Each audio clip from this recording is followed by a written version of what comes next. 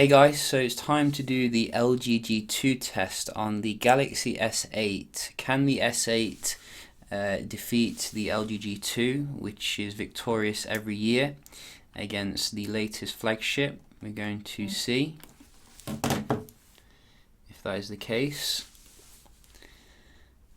Because the LGG2 will never die. It is the phone which was the pinnacle of technology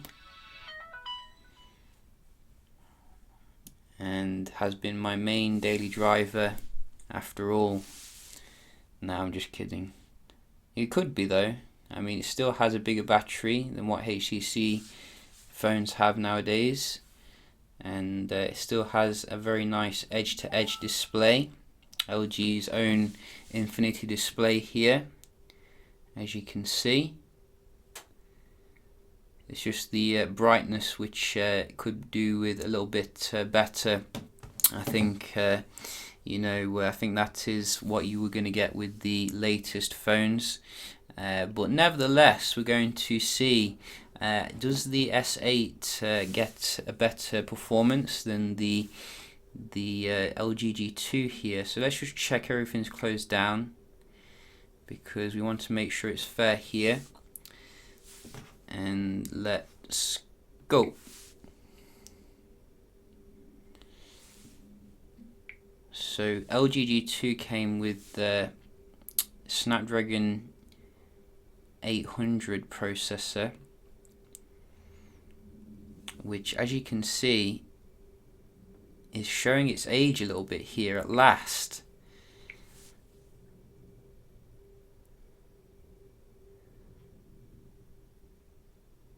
And it still comes with the weird circle as well from the old Android, which we did miss. So a little bit snappy now. It's woken up, I think. You see, it just needed its coffee, and now it's keeping up with the S8 in pretty much everything. Oh, a little bit faster there. That was nice. Let's try messaging. Oh, again. LG G2. What are you doing? Look at that. You see how snappy it was in the camera? I mean, that is very nice performance here. So it takes a while for it to start up, but once it gets going, this is a beast. You see, the S8, it can't keep up here, unfortunately. Look at that. That is amazing performance. I knew it wouldn't let me down. This is why I keep the LG G2 as my go-to device when I need performance. What is this game? I don't even know what this game is. I think it's like what is it? How do I get rid of this? There we go. Nice. So I do get some weird games downloading on the Play Store.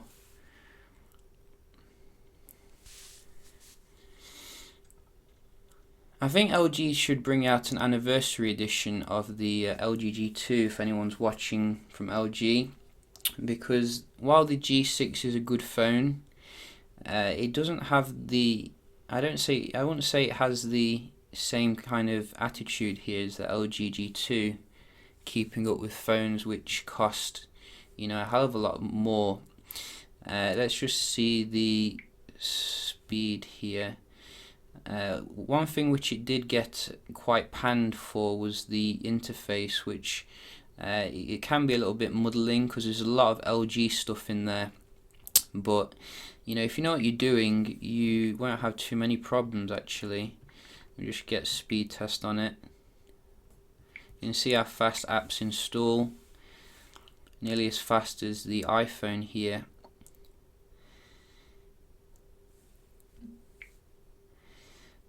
So let's see, both are on the Wi-Fi.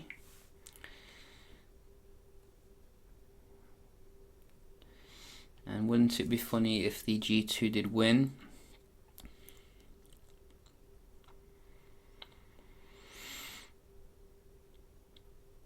the S8 is quite average when it comes to the Wi-Fi, I have noticed. I mean, I don't think it's quite as good as some flagship phones like the Google Pixel, which gets 220, but that's just another topic.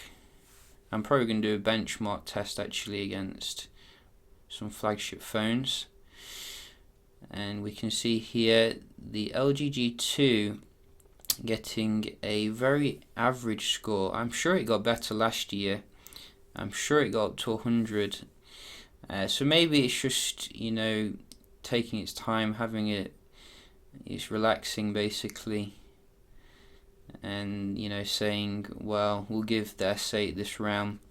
We can see the upload is nearly as good and the ping is better, so you can see it still has some credentials there.